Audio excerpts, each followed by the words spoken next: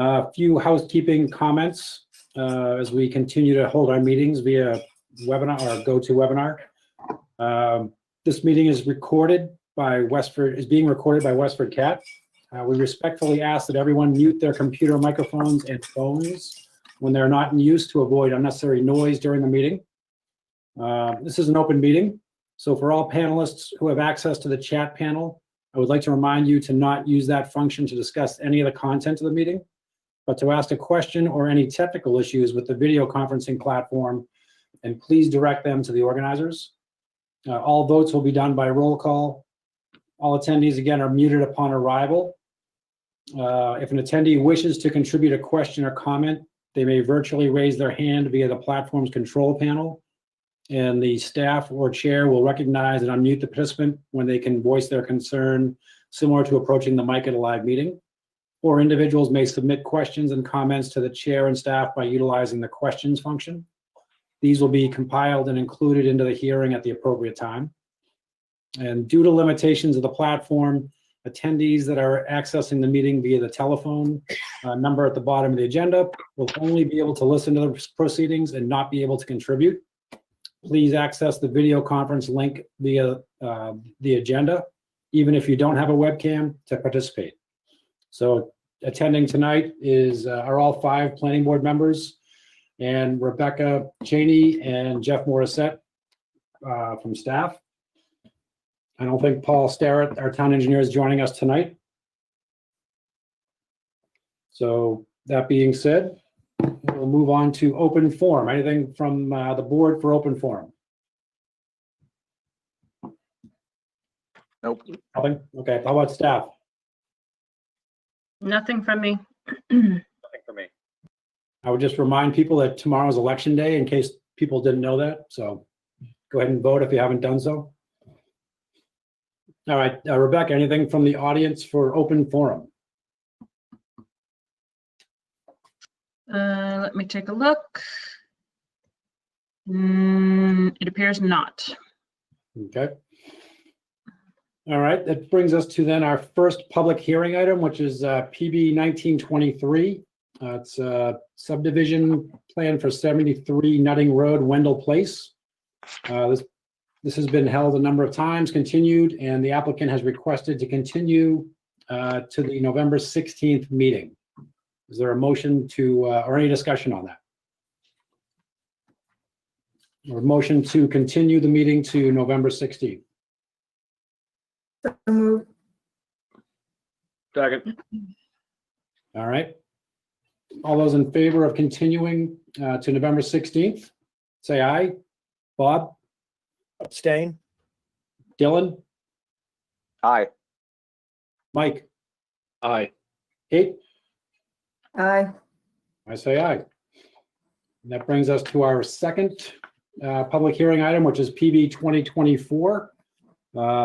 It's a subdivision plan for open space recreational development plan submitted for 019, 33, and 35 Hartford Road. That applicant has requested to continue the meeting to November 16th as well. Is there a motion to continue that hearing? So moved. Second. All right. All those in favor of continuing, say aye. Bob? Aye. Dylan? Aye. Mike? Aye. Kate? Aye. I will abstain. So that one's continued. So that brings us to our first general business item, which is PB 2036, which is a request for administrative review for 323 Littleton Road. Request for administrative review and approval of change in use from professional office to retail sales of motor vehicles. So I'll go to staff, and Rebecca, if you want to give us a quick update on this one. Overview. Sure. So this is a request to go from a business or professional office to retail sales of motor vehicles. I believe the motor vehicles are going to be used. And this afternoon, I sent an email out, which I forwarded from the building commissioner, who this afternoon determined the final count on the parking spaces. which is going to be 38 total spaces with 28 for inventory and 10 proposed for staff and customers.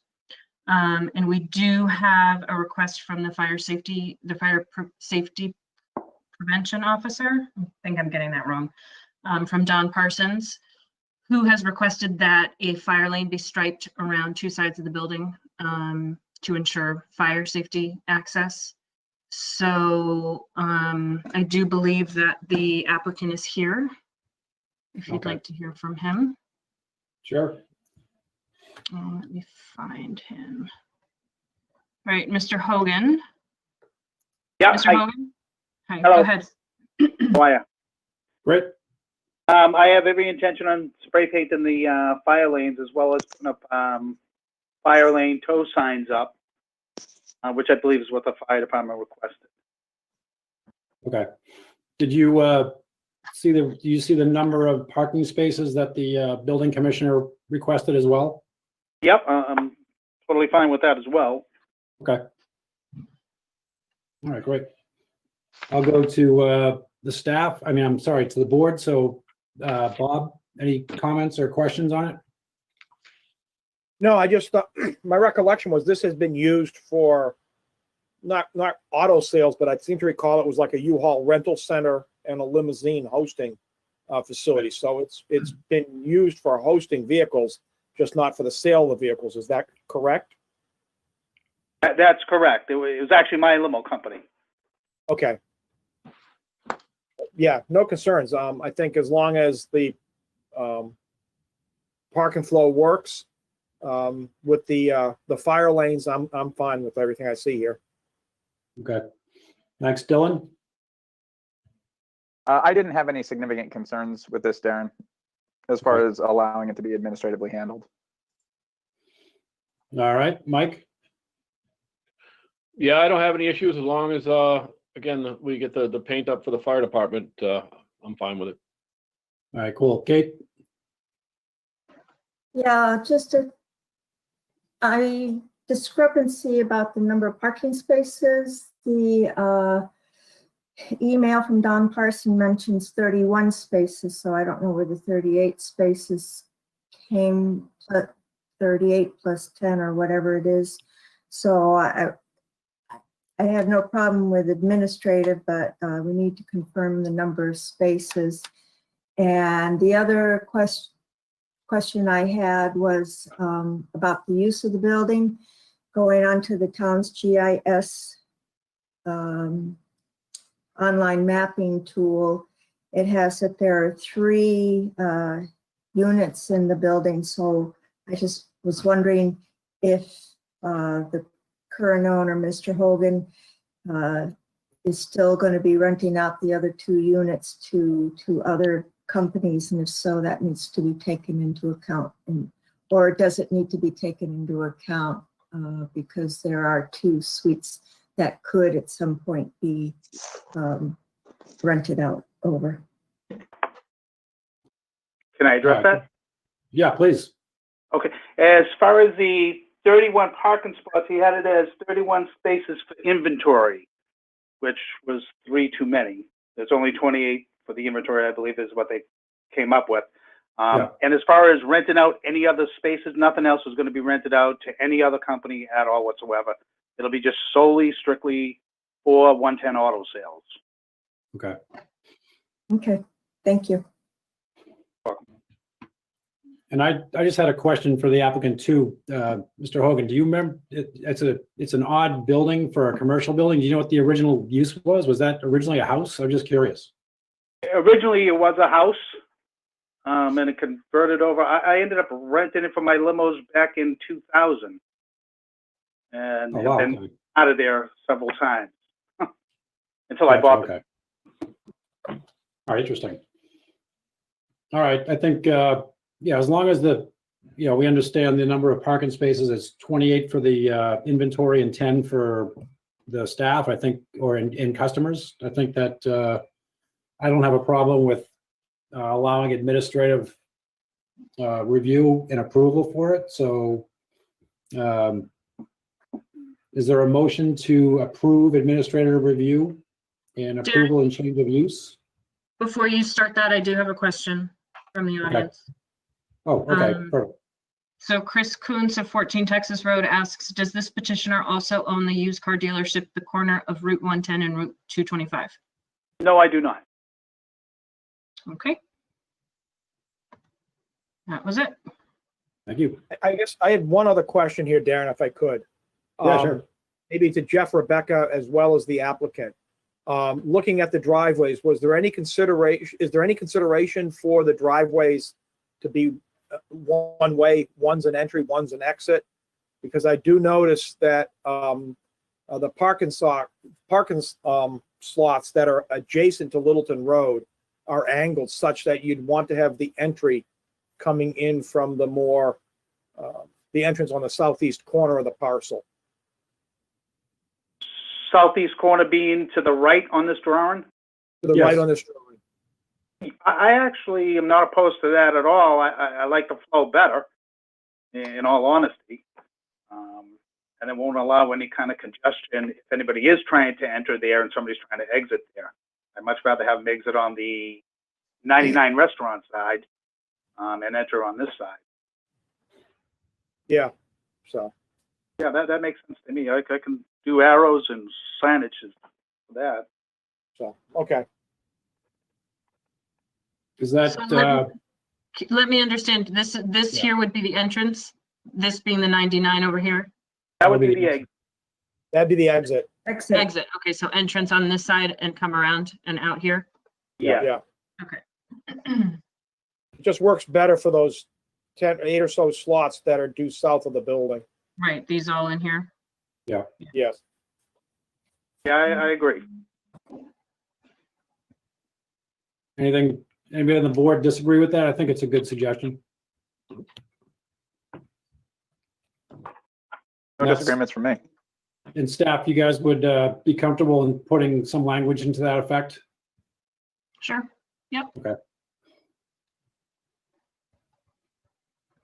All right, anything else from the audience, Rebecca? No, I don't see anything.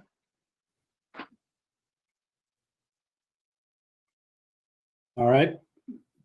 Anything else from the board? That is there a motion to approve the administrator review and approval and change of use for 323 Littleton Road? With comments as provided tonight, so moved. Second. All right. Any further discussion? All those in favor, say aye. Bob? Aye. Dylan? Aye. Mike? Aye. Kate?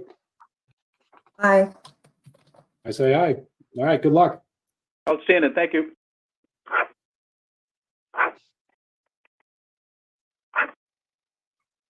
All right, that brings us to correspondence reports and updates. Our first item is discussion regarding interpretation and application of the zoning bylaw, section 7.1, open space residential development. So as you all recall, we had a discussion about this last meeting, and staff has done a great job of kind of distilling everything into an easy to read chart that we can kind of run through tonight and make sure we're all kind of on the same page. If that works. Can we pull that up? Okay. So if everybody had a chance to look at this, this is kind of the major points we talked about last week. So my thought was to kind of go through each one, make sure we're kind of on the same page. Then I'll go to staff first before we get into the discussion. Rebecca and Jeff, anything to add on that? I think you gave a good overview. I think some of these, the board explicitly provided some input on. There's a couple of things we snuck in there, perhaps some added clarification or to have a conversation. We're just hoping to build consensus on what the board's interpretation they think it should be before we, as we talked about, go to council. Right. All right, so I would envision kind of running through them. I think a lot of them we can kind of run through pretty quickly, but make sure we cover them all if that makes sense to everybody. So the The first one is open space is a specialized subset of common land. All open space is common land, but not all common land is open space. So I think we all agreed on that last week. Anybody dissent on that? Go ahead, Mike. Well, just one thing I thought about going through this, and it comes a little bit from that discussion we had last week or last time we met, when I had said about, common land being also common roads and that type of thing. As an attorney, and we look at homeowners association, I see common land and common area is everything that's owned by the association, which could be roads, which could be water treatment facilities. So I have trouble a lot with the language in here when we talk about common land and open space, and then 718 talking about ownership and maintenance, common land, other facilities which may be held in common shall be conveyed by the mandatory homeowners association, that type of thing. So, I know that we've talked about it. I think we need to stress really that we need to get these definitions down as to, common area, open space, and also with the conservation restriction. Because if you look also in the language, it refers to the Mass General laws on the conservation restriction, and it discussed conservation restriction to mean retaining land or water access predominantly in their natural, scenic, or open condition, or in agricultural, farming, or forest use, to permit public recreational use, or to forbid or limit any and all construction or placing of buildings, roads, signs, billboards, other advertisement, utilities, or other structures on the above ground. So while we say that, we could put a conservation restriction, and I could be wrong, but I think we discussed, the conservation restriction go on common land, it really can't. If the common land is owned by the association and there's utilities and other type of common entities on there. So I don't want to convolute this any more than it already is, but that's a little bit what I've been struggling with when I was going through it today. Right. Yeah, I think I think we talked about it last time. So basically, anything that's not a building lot would be common land. So that Because could it's owned by the association. right. right? So that could include what you just talked about: drainage, easements. I mean, all the drainage stuff, the road, all that kind of stuff. The common, so everything's common land if it's not a buildable lot. A subset of that common land is going to be deemed to be open space, and that's the piece that would be protected by the conservation restriction, not the common land itself. Okay. So, again, like on number 4 here, it contain at least 10,000 square feet of common land per lot or right. unit.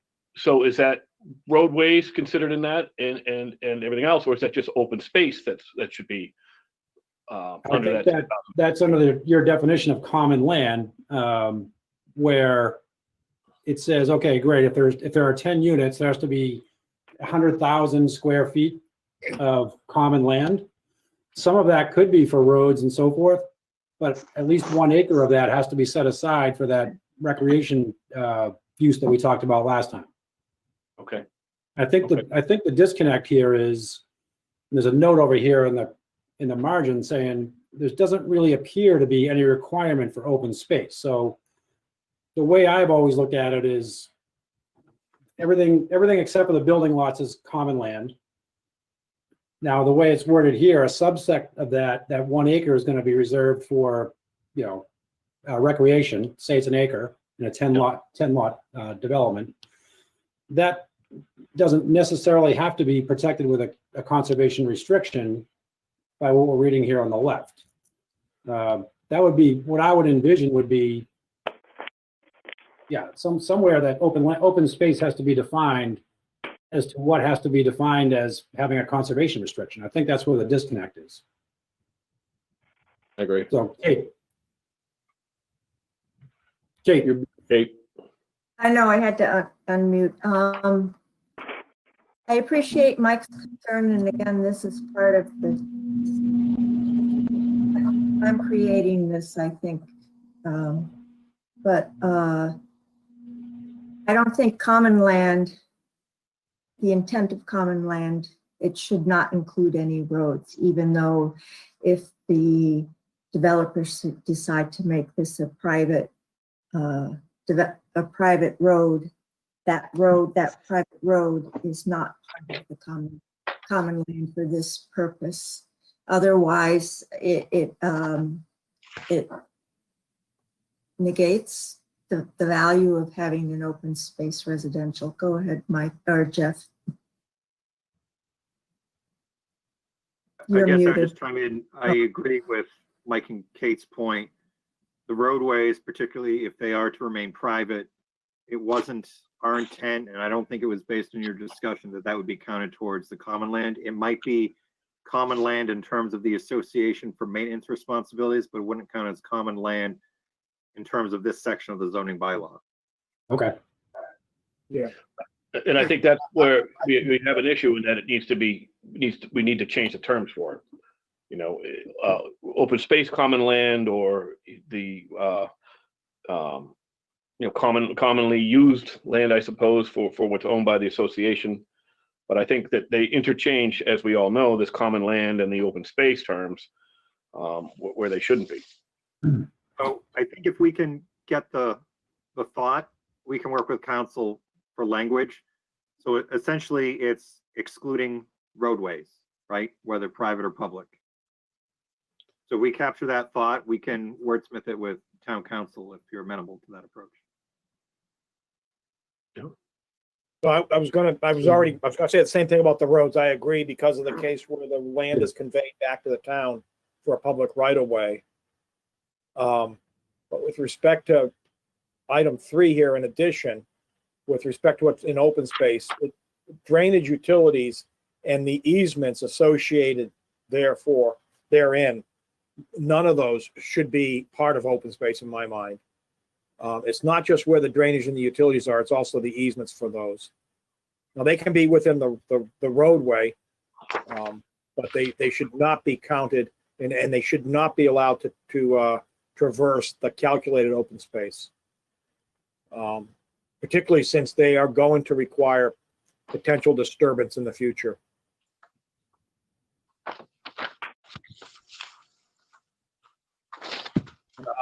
And not only do I not want to see that in the calculation, I think I would like to see objectives in this that would, when we locate open space, we're doing it for the preservation of open space, and it shouldn't be broken up in such a manner that we have these different parcels breaking it up for the purpose of containing these easements. We really want to have it as an objective, large contiguous plots of open space. So I think we need to get that into the objectives if we're going to make this enhancement. And that's an idea that's coming about as we have this discussion tonight. Yeah, I don't see a problem with that. Does anybody on the board have an issue with that? So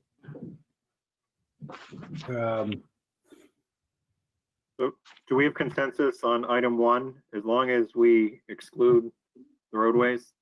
Yeah. Yeah. So, Thank you. all right, then. All right, so that's all set. Jeff, you're set with number 1? Yep. All right. So number 2, open space is intended to be permanently protected with a conservation restriction, whereas remaining common land is not. Agreed. I'm in agreement with that. Yep. I have a comment on this, so, because common land does not include any potential wetlands, that, I think it makes sense that any wetlands that are not within a building parcel should also have a CR on them, that even though they're not part of the technical open space, they are open space and should be protected by a CR.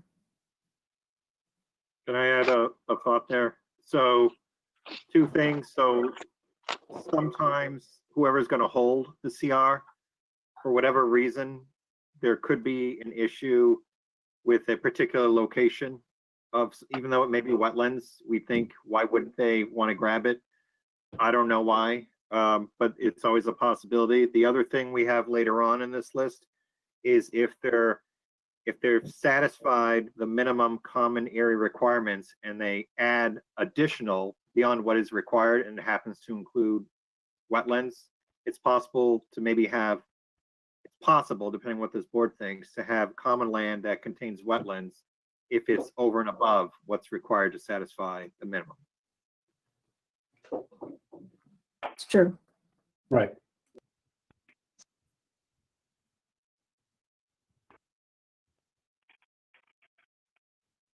I don't know Yeah, where the that 10 leaves us, if we need to act on this and come back to it, depending on later items.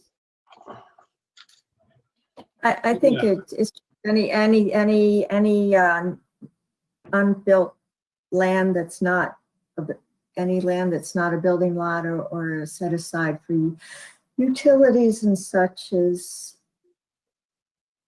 considered open space, even if it's above the 10,000. That's just a minimum. Nothing says they can't make it 80% open space.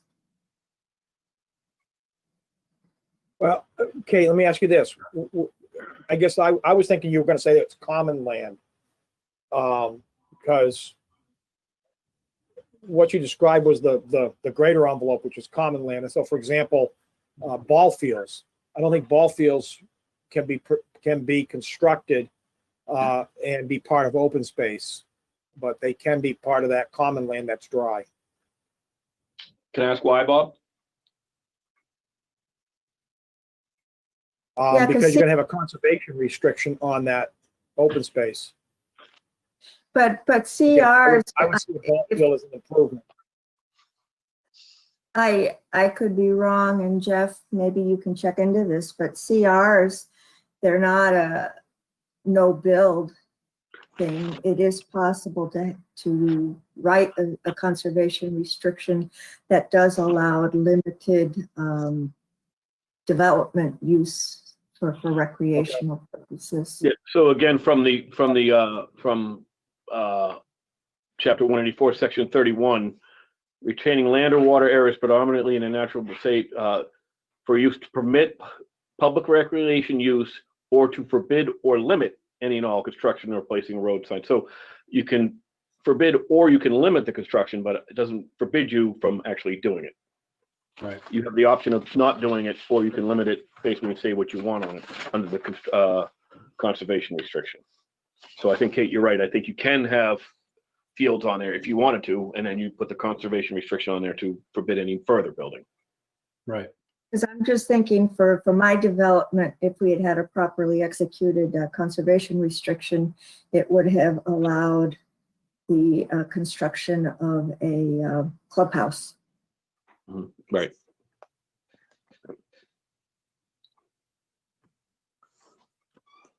Right. So I think number 2 is fairly straightforward, and that open space Yeah. is intended to be permanently protected with a conservation restriction, whereas the remaining common land is not. So Kate, are you okay with that? Yep. Okay. All right.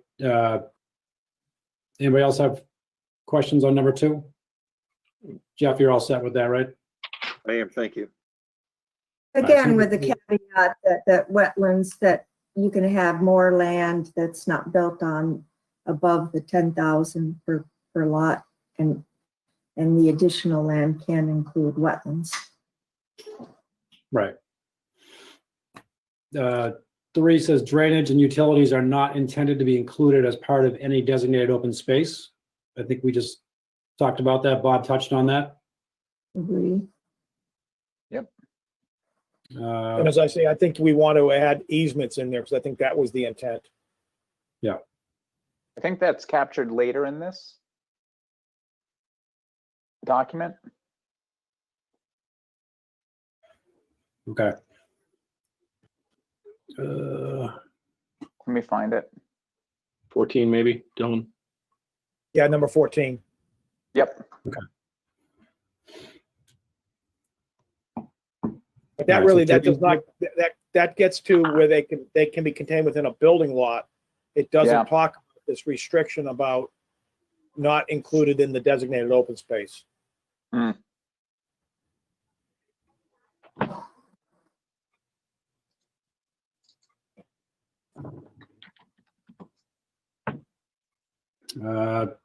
Well, Jeff, is it problematic to add drainage, utilities, and related easements are not intended to be included as part of the open space? I'm thinking, I don't know how explicit we need to be. I mean, this isn't yet a regulation or a bylaw amendment. I think we're just trying to get at what the intent is. I think if we say drainage and utilities are out, I think it'd be frowned upon at a minimum if you're showing a drainage or utility easement crossing into open space. But if you want to be explicit, you can certainly add that. I'm just trying to think of what the dangers might be.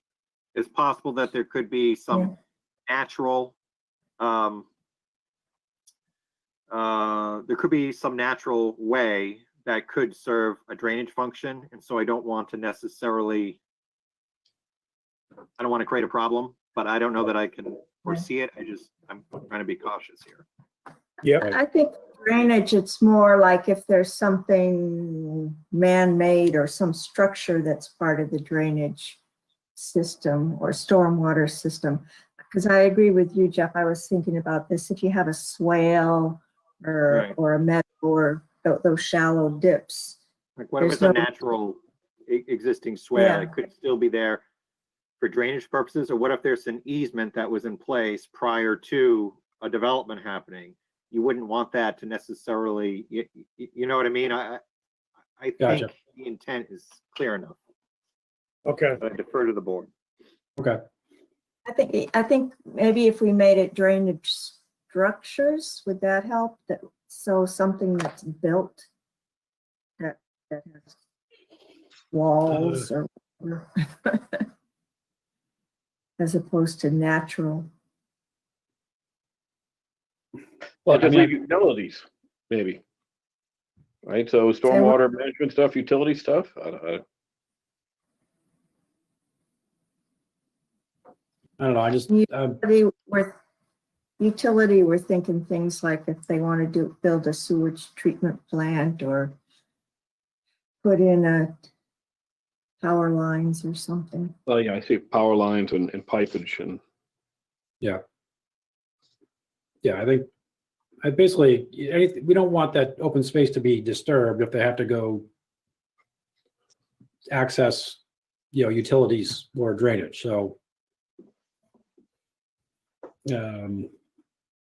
Yeah, I was Yeah. looking at number 8 there as the example, 250,000 square feet of undisturbed, dry common land and 1 acre, yeah. But I was looking at that as kind of the example in my head that you don't want it being disturbed. Yeah. Anything they want to do for drainage or utilities should be in addition and above and beyond the undisturbed land.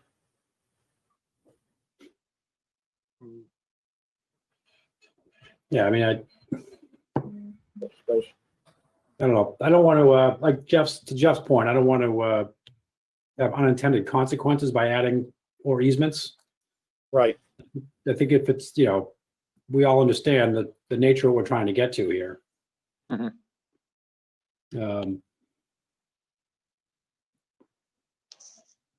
Yeah. Jeff, is it worth running it by council on that one? Sure. We're going to probably do that anyway before, as part of the new kind of improved version anyway.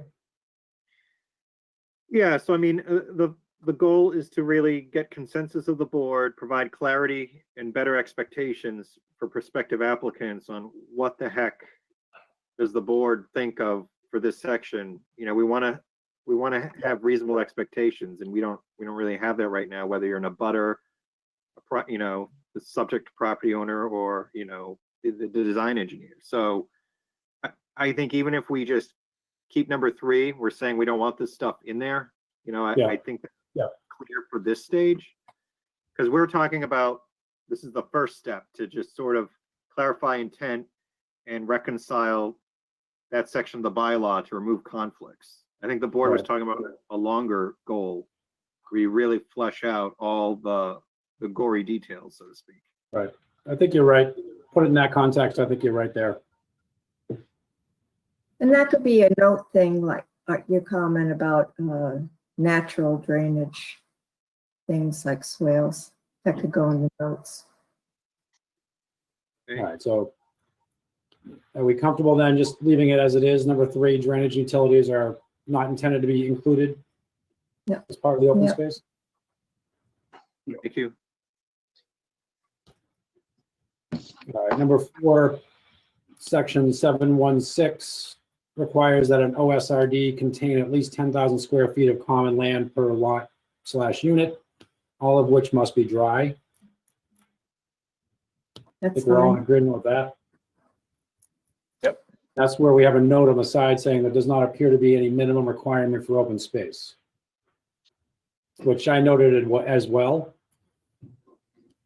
But this bylaw, section of the bylaw only applies to 10 lots or 10 units or greater, so I mean, 10, probably minimum of 10 acres, so that would be a minimum of 100,000, which is 2.5 acres. And if you have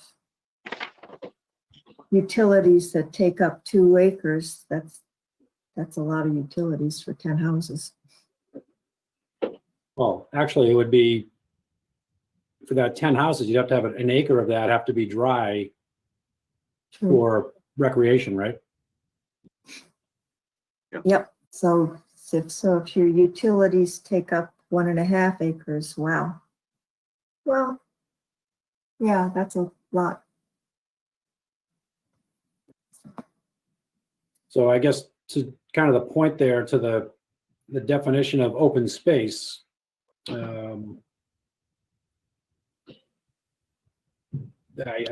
that just lacking, Jeff, or is it something we need to really define or look for guidance on defining? Well, in my opinion, for the shorter term fix, I just want to make you folks aware of it. At the end of the day, it's a special permit.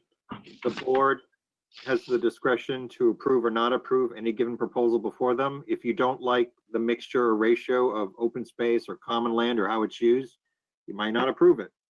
So Right. I don't know for version 1 that we need to iron that out, but I just want you to be aware when you move on to version 2 that, hey, it's kind of funny, not really, that the flexible development calls out minimums, I think, for open space, but the OSRD doesn't. Right. Yeah, good point. Rebecca and I got a good chuckle out of that one. Hmm. Good stuff. Little All things, right. Jeff. Yeah, exactly. Good stuff. All right, well then, I think we're all in agreement with the wording on section 4, number 4. Yep. Number 5, common land in excess of the required minimum is not required to be dry. Agree. We agree with Agree. that, right? Number 6, section 716 of the bylaw requires every OSRD to contain at least 1 acre of dry common land suitable for recreational purposes. This recreational column land is specialized subset of common land and is not intended to be protected with a conservation restriction. So that's that 1 acre of usable Yeah. recreation Recreation land we talked about. Yep. I kind of have a bit of a disagreement with this because I believe that CRs can be set up to allow recreation uses. So I know we had a big discussion about this the last time, and I don't know. Would you folks feel better if instead of saying is not intended, is not required to be protected with Yeah. that? I think think that's- required. I think required is better there. Yeah, me Yeah. too. That way, because we can make a determination for the specific. Good idea. Yeah. Yep. Everybody's in agreement with that? Yep. Yep. All right, good. So number 7, an OSRD consisting of 10 lots or units shall contain a minimum of 100,000 square feet of dry common land, at least 1 acre of which must be dry and suitable for recreational purposes. I think we have touched on that many times. Number 8, an OSRD consisting of 25 lots or units shall contain a minimum of 250,000 square feet of dry common land, at least 1 acre of which must be dry and suitable for recreational purposes. And then number 9, an OSRD containing or consisting of 125 lots or units shall contain a minimum of 1.25 million square feet of dry common land, at least 5 acres of which must be dry and suitable for recreational purposes. All right, everybody's in agreement with that? Yeah, Yep. yeah, and again, we would have the leeway if we choose to change the number. Right. Yep. Number 10, the requirement that an OSRD, what's that? Before you go on, I kind of looked at, taking 7, 8, and 9 all together. And one of the things I'd like to do here is I think we need a better edge case. And so I was going to suggest adding an explanation here that if you look at 26 lots is an interesting one because it only adds 10,000 square feet more of dry common land. But you now, with the case of 26, you now require at least 2 acres of which must be dry. And so I just think by putting that into this, it's a better explanation as an edge case to those that are reading this bylaw and trying to understand some of that previously complicated language about how every 25 units works. So. All right. That was So my- That's a good idea. Yeah. We can add that. Yeah, so Dylan at one point had thought that it would be like a prorated, so we're all Right. saying it's not prorated, it's a step function. Right. Yep. So. Because I think that's where we on a previous discussion on an unnamed development, one of the attorneys was questioning our interpretation of this language. And I think by providing some better examples here, or some additional examples, we will better explain what this intent is. Well, I think for that, Good idea. if that's the purpose, then I would stick with the 10, 25, and then add 26. Yeah, So you have that's- clarity. I agree with that's what I'm advocating for. That makes sense. And keep the 125. Yep. Oh, I Okay. definitely the ones you have. I just wanted to add an additional one. It's good. Good idea. Show the math. Makes sense. Makes sense, Jeff. Rebecca? Yep. Totally. All right. Then number 10, the requirement that an OSRD shall contain dry common land suitable for recreational purposes may be satisfied with land that is generally flat and reasonably cleared of trees. The intent is to have land ready and available to engage in active and passive recreational activities, frisbee catch, badminton, etc., picnics. There is no specific requirement that all trees within said areas be cleared, nor is there a specific requirement that ball fields or bocce courts be installed. I think that's good clarification because we had a discussion about that last time, so that I'm in agreement with that. Everybody on the board consistent with that? Yep. All right. Number 11, except as necessary for the proposed active and or passive recreation uses, drainage and utilities are not intended to be located within the dry common land, suitable and reserved for recreational purposes. Agreed. Yep. All right. Well, 12. 1 second though, Darren.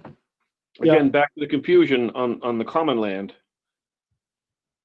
I get concerned again with the terminology, right? So common land is all the land is owned by the association.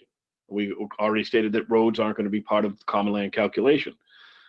But if the utilities aren't in the common land, I guess we say the common land is being used to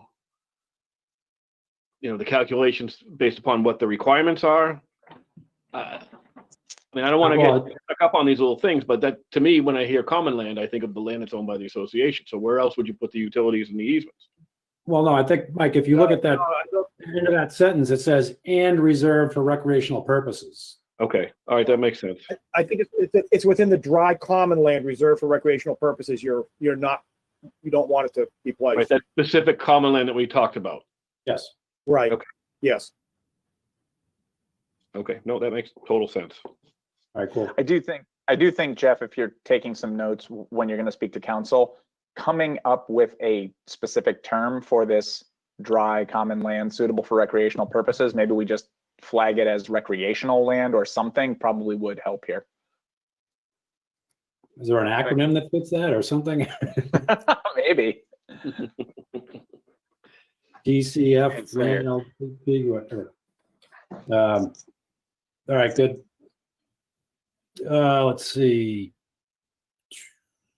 All right, so 12. Now, the provision in section 716 stating that all land within 100 feet of any building lot shown on an open space residential development plan shall be designated as open space should be construed to meaning the following. A, there is no requirement for a minimum separation distance between an OSRD lot and the perimeter of the subject property. I think we all agree with that, right? Yep. I agree. All right. B, building lots refer to building lots within the OSRD, not outside the OSRD. Talked about Correct. that last time. Yep. C, if there is a gap between an OSRD building lot and the perimeter of the subject property, it shall be designated as open space. I think that makes sense. Yep. If it's, well, yeah, it has to be, if it's 100 feet or less, 100 feet. Yeah. 100 feet or less. Right. or more, but a minimum of 100 feet, no. Say there's 25 feet between the building lot and the perimeter of the development, then that would have to be open space. And I had a comment on that one that I can just think how it would be in the developer's interest if thinking of some that have come before us, that if it's like a marginal thing where if you had a 20,000 square foot lot, it might result in like 30 feet behind it.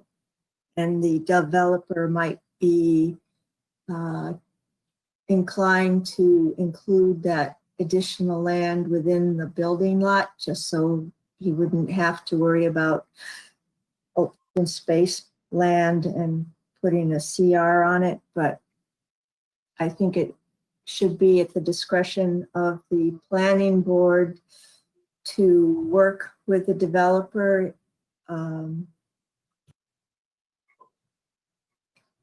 that if there could be open space at the back, that the planning board has the discretion to allow a smaller width. Gotcha. So, yeah. So I don't and know.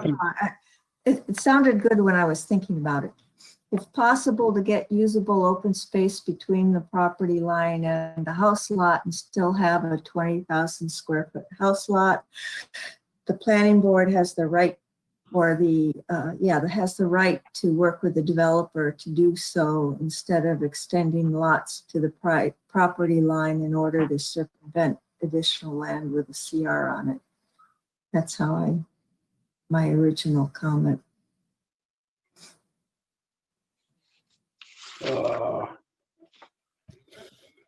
I just don't, Well, I think in this case, Kate, it is a special permit. So if everybody's on the kind of same page thinking that way, in terms of changing the wording like that, would probably be more towards our long-term goal. I just want the developers to know that even though we all agree on on 12A and 12C that we do have the right, like up for 12A, to work with the developer if there is the potential to get a gap. Right. Okay. I mean, I totally agree, but the other case I saw in my head was the potential that if, let's say there was 125 feet behind that lot, you could make 100 feet open space, and there might be 25 feet of common land that might be serving some other purpose for the development. True. Right.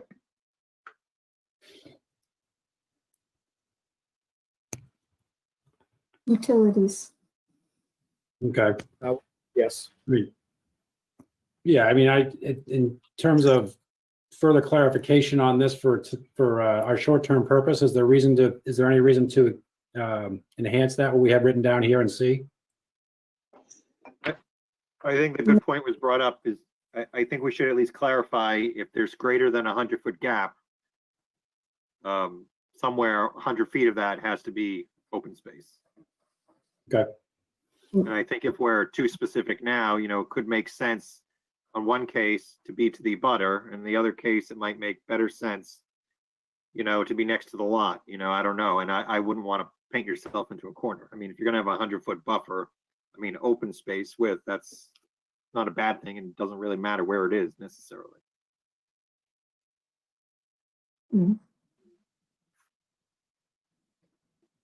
Yeah, that's a discretion thing.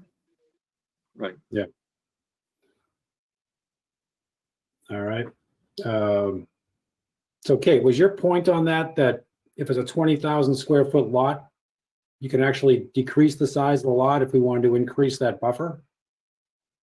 No, I'm thinking of developers who might increase the lot size Okay, in order to get around having common land. But gotcha. we could work with them and say, hey, there's the potential for decreasing the lot size and All right, good. creating a All right, that buffer, makes if yep. it makes sense. Makes sense. All right. All right, so Jeff, are you good with C? I am. All right, D, assuming that individual lots are being created as part of the OSRD, this requirement is not intended to be applied past the front line lot or lot line and across any way, public or private right of way, providing practical access to one or more lots. Agree. So it's really the side or back lot lines that this applies to. Mhm. Right. Yep. Everybody's happy with That that? makes sense. Yep. Yep. All right. This requirement is not intended to create a 100-foot buffer from the perimeter of the subject property. Correct. We all agree with Correct. that, right? Yep. So F, common land designated for active recreational purposes, i.e. likely to generate substantial noise, shall not be located within 100 feet of an OSRD building lot or the perimeter of the subject property. Again, this requirement is not intended to be applied past any way, public or private right of way, providing practical access to one or more lots. This one I disagreed with, even though I think it might be, is that how it's worded in the bylaw? Because I could see how you could have a park or playing ground next to an individual lot, some lots in the development. Otherwise, and the recreation stuff is going to be located at least 100 feet beyond any house lot. Right. And I thought we discussed in the letter from council that the word not in developments of 25 lots or more, said land must not be designated as open space. There was some conversation there or some thoughts there that Right. maybe not was incorrectly added. So, I mean, given that recreational land is to be open space, I mean, I guess, Jeff, where did 12F come from? I had a question on this when I read through this. Was this based on our conversation, or because I'm not taking that from the bylaws, I guess. I just recall, perhaps incorrectly, I recall that one thought or explanation as to the 100-foot was to try to not put the noisy stuff right next to like a house lot or the abutting properties. I didn't necessarily feel strongly about this, but I didn't want to, I'd rather have a conversation and get it crossed off than not have something to talk about for that. I remember, I don't know if it was that last meeting or even prior conversations, but something had come up about, you know, you wouldn't necessarily want something like throwing that right against like in a butter. Didn't And Didn't maybe this- I'm misreading. didn't this didn't the example come up last time where we had a lot that, I mean, a subject property that was going to be residential, but also have some other component to it? Maybe whatever commercial, I forget what the example was. So there would be a buffer there for that reason. We could just get rid of F and move on. Yeah, I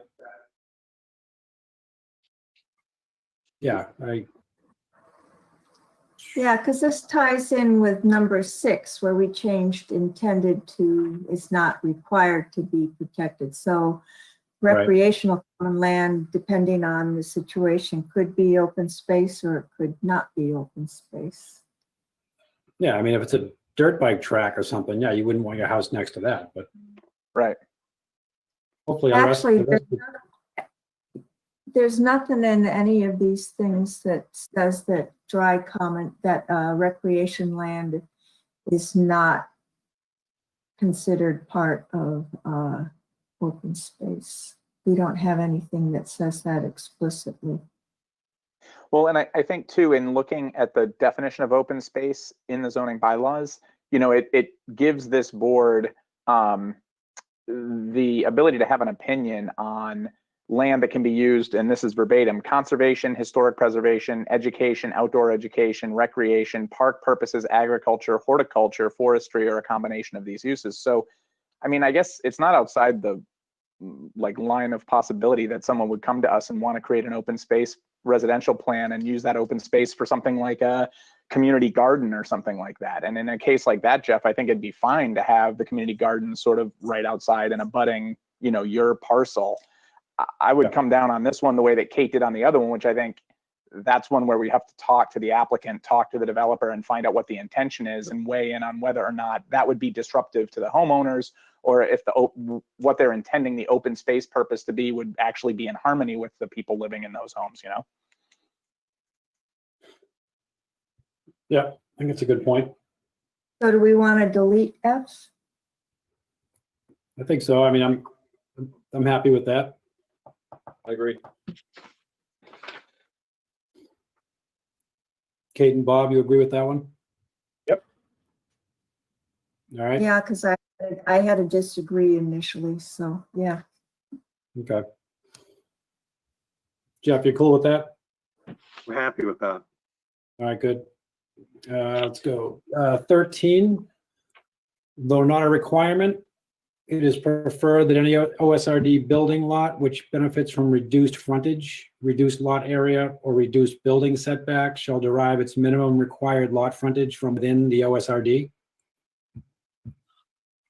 So I found this interesting. So, for example, Wendell Place, they could actually, under the current bylaws, put like 2 houses on Nutting with reduced frontage from the OSRD? Is that what this is saying, Possibly. basically? We can't talk to that one explicitly, but theoretically. I think that's possible. I think, and there may be another section of the bylaw, I think it might be more explicit, but I think it is a possibility, and I just want to have a conversation. I don't feel very strongly about it because the board they have discretion. I agreed with Yeah, because It says not a requirement. You say it's preferred. I just found it interesting, and I apologize for bringing up a specific, but I'm trying to rationalize it in my head on how this would work. I think I'm okay with that language. Typically if we're looking at an OSRD, it's a defined project. So I would look at it that way. If there's an extenuating circumstance, maybe there's another way we can look at it, and then we have the option to, but I think the way it's worded is good. Okay. Everybody agreeing with that? Yep. Agreed. Agreed. All right. 14, drainage and utilities benefiting the OSRD may be contained within an OSRD building lot, provided there is an appropriate easement and provisions within the governing documents of the required homeowners association. Agreed. Agreed. Yep, I agree with that. Everybody else set with that one? Yep.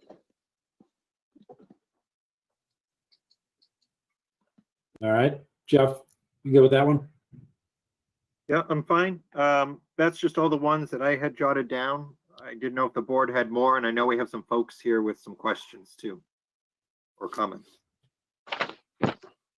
All right, anything else from the board before we go to audience? Nope. I thought that was a good summary of the major points we touched on last week, or our last meeting. Yes. Rebecca, Thank you, yeah. Rebecca and Jeff. Yeah, it was great. Do you guys, anything from staff before we go to the audience?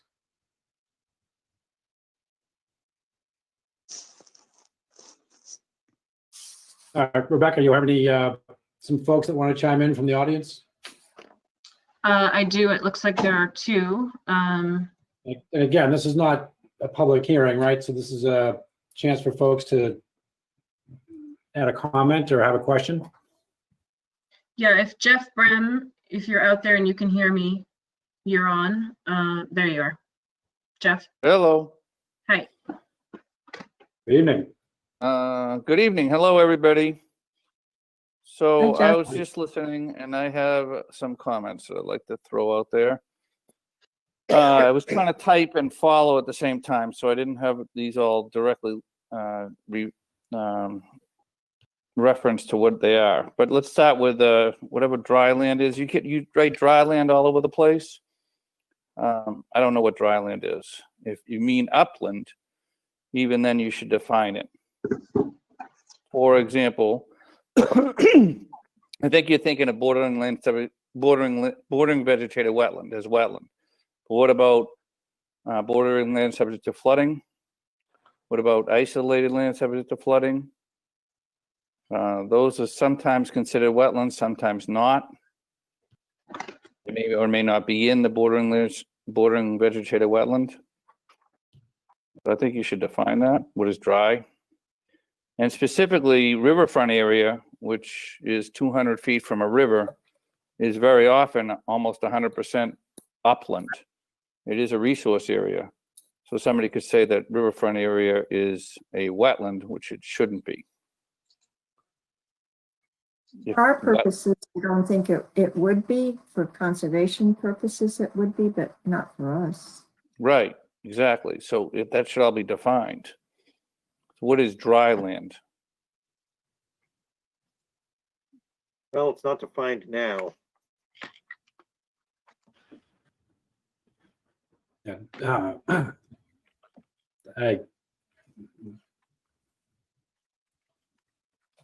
Okay, that's yeah. just a comment. Yeah, good comment. Good one. We want to provide clarity, so if we can Yep. clarify it, so be it.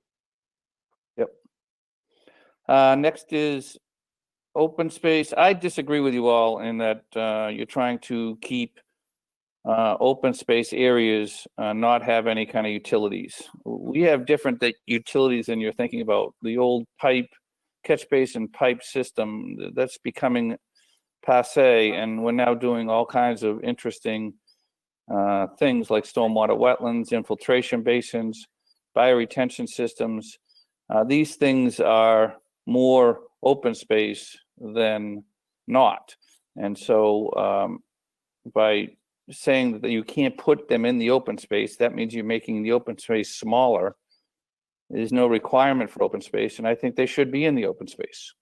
Some of them, anyway. Well, what's wrong with a bioretention system or a stormwater wetland being part of the open space? It's never going to be built upon. It's restricted. You could put in the restriction that you could go maintain it, and then it becomes part of open space. For example, let's go the opposite. Let's say one of these extended detention basins was in the common land. What's to stop somebody from building an infiltration system 30 years from now and using that common land for some other purposes, like a building or something like that? So I think you should, in my opinion, you shouldn't preclude utilities in the open space. Comment again, you don't have to take it up now, but Yeah, same with thank number you. 11. Number 11, you have perfect example of putting having a ball field as an infiltration system. I mean, for God's sakes, most cities do that everywhere because they have lack of space. So it's actually the best thing to do is to take, for example, an underground infiltration system, put a ball field over it. Now you're getting two uses on for the same piece of land. And by doing so, you could possibly increase open space, undisturbed open space somewhere else. So I don't understand why you'd want to absolutely preclude it. I guess, Jeff, we're not precluding that from the ball field. I guess I looked at the ball field as dry common land, not necessarily open space. Right. So, Point well taken. Yeah, it says utilities are not intended to be located within the dry common land, suitable and reserved for recreation purposes. Why not? Okay. That's my point. well, I guess it could be done in such a way that it didn't take away from the active use. It's Right. not a problem. Yeah, that's what I'm saying. Right. If it's yeah, exactly. And I go back to my days in California when I worked in Los Angeles. We created ginormous parks that were actually stormwater systems. They were first stormwater systems, and then we said, well, we got this giant areas. It never rains in California. Can't we use it for something else? And they put these huge 3-4 acre parks in them. And there's some in Boston too, by the way. There's some all over. I just don't think it should be so specific. Okay, next. It doesn't define it anywhere, and I hope this is true, that the 1 acre that you're requiring doesn't have to be one particular contiguous piece of land, that you can have multiple parcels equating to the 1 acre, or more than 1 acre if it's bigger than 25 lots. I don't think there's any requirement for it to be contiguous. Right. Just I don't its think you need to area. clarify it. I'm just hoping that if I came up with a project that had 3 different areas equaling an acre for different uses, one a bocce court, for example, one a baseball court, one a dog park, that the 3 different areas don't have to be contiguous. I don't want to speak for the board, Jeff, but I haven't seen anything about it being required to be contiguous acre or multiple Okay. acres if it's more than 26, homes. I would tell you that many years ago when I did projects in town, they did consider it that. So before all of you were there. Maybe not Jeff. Jeff was around. What does gap mean in 12C? Because if you're saying that the back of the lot, for example, Kate was talking about the back of the lot, I think she's right. If you want to put utilities, let's say because they work grade wise down the rear of the lots, you have a choice to put it in the lots and put a drainage easement, or put it outside the lots in the open space. I would think everybody would want it outside the lots. This requirement looks like it would have to be in the lots. That doesn't make sense.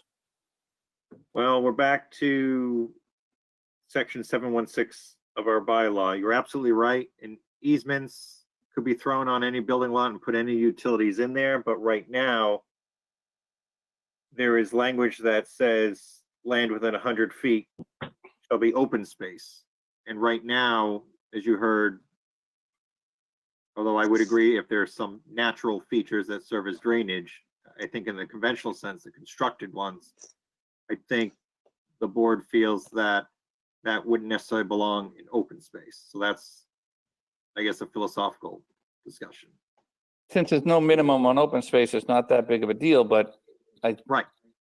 I think that it could be worked out better, maybe in the future. Good point.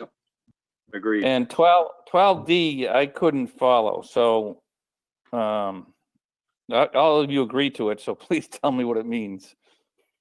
Oh, we had a question last week, Jeff, or last meeting where someone asked if if building lots meant building lots within the actual OSRD or the ones that were abutting outside of it.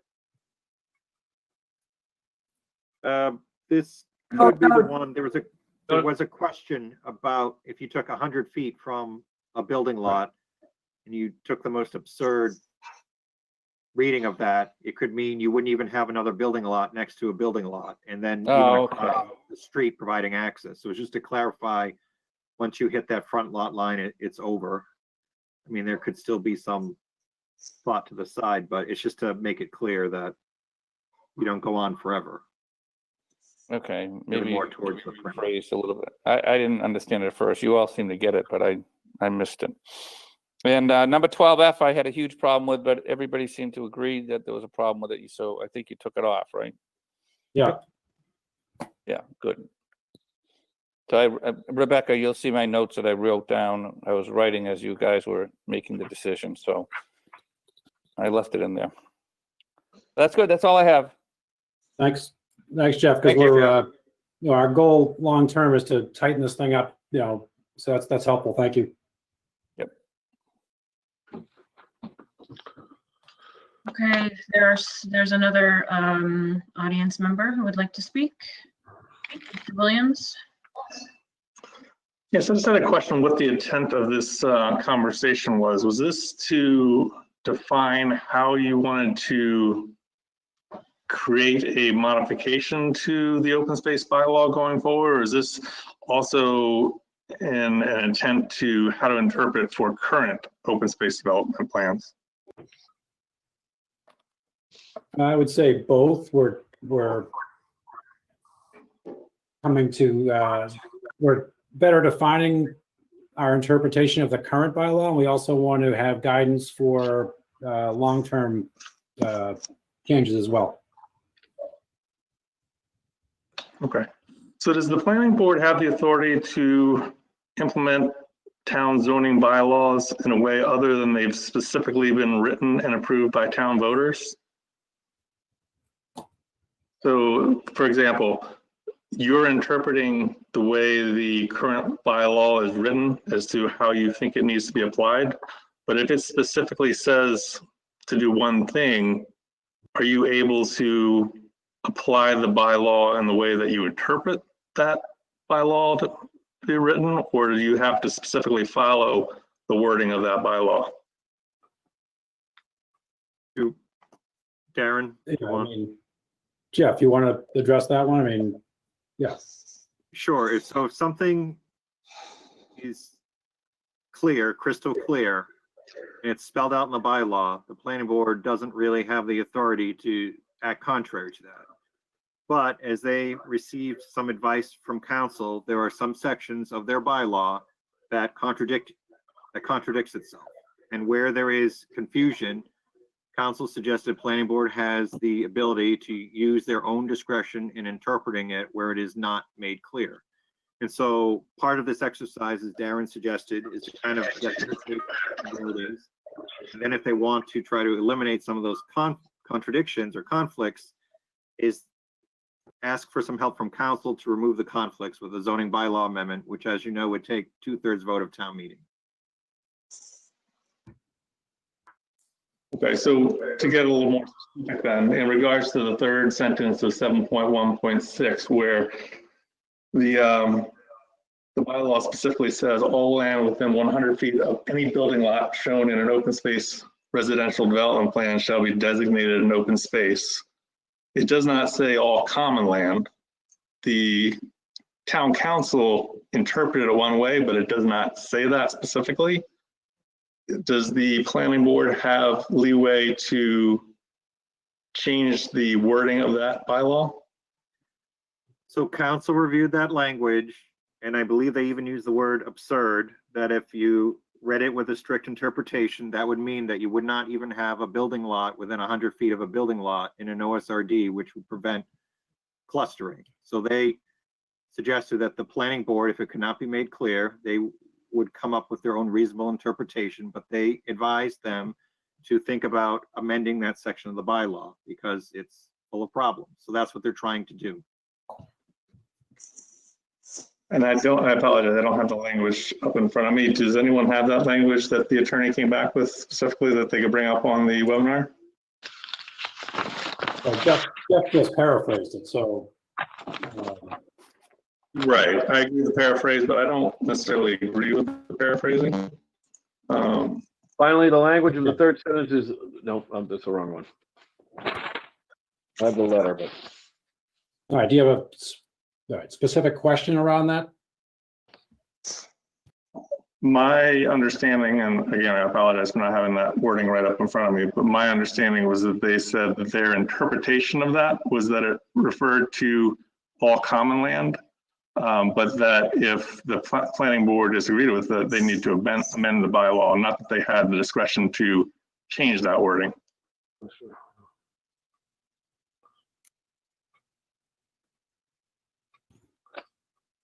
I don't think we're changing the wording. I think we're interpreting the bylaw. Based on some interpretation by council, Darren, is what I would say, is we've Correct. reviewed what council had to say, and we're, to Jeff's point, determining how we are going to interpret that until we have time to work with council to get proposed new language for section 716 potentially drafted in the future to put in front of town meeting, where it would require a 2/3 vote to carry. Right. I actually found the language. I can read it out here. It says, finally, the language of the third sentence is unambiguous, and in my opinion, as written, it requires all land within 100 feet of any building lot to be designated open space. So I think that sentence there, as written, it requires all land with 100 feet of any building lot to be designated open space. Then it goes on to say, as discussed above, open space is a term defined by the bylaw and readily understood. In my further opinion, read in context, the phrase all land means common land, but that's not what the bylaw says. So I guess the question really I have there is, does the planning board have the ability to do something that the bylaw does not specifically say? I think your questions, I think it's been asked and answered. I just don't Right. think we agree on the answer. Right. Is that answer that you feel that you can interpret that bylaw other than it's specifically written? Well, So I think you didn't, No, based on what the council has advised. So I get what you're trying to do here. It's just, yeah. And Would you- Darren, I would actually suggest that we move on from this, since Right. this isn't a public hearing item at this point. exactly right. So is there any other, do you have a specific question beyond that one? Well, I guess my further beyond that is that if you're interpreting that it means all common land, in effect, you're protecting the development from the developer, because the developer has the option to plan the development however they see fit. They could put common land away from building lots.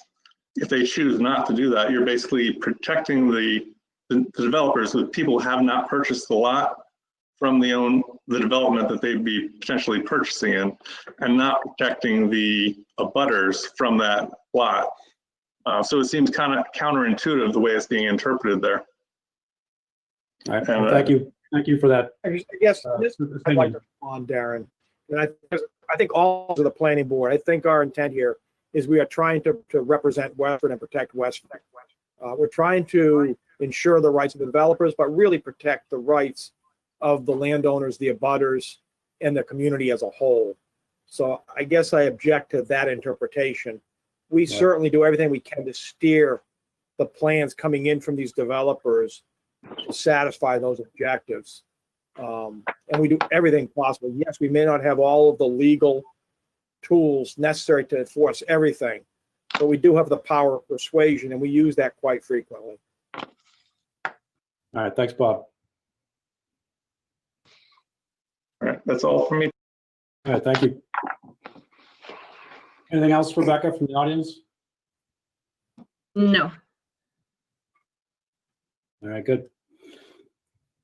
All right. Anything else from the board on this one? Nope. Again, thanks, Jeff and Rebecca, for kind of distilling that for us. Very welcome. All right. So this brings us to our second item under correspondence, reports and updates, number 2, which is follow-up discussion to special town meeting. So we had some zoning bylaw related questions in the town meeting. Just a way to follow up on those and next steps, or if they're already next steps.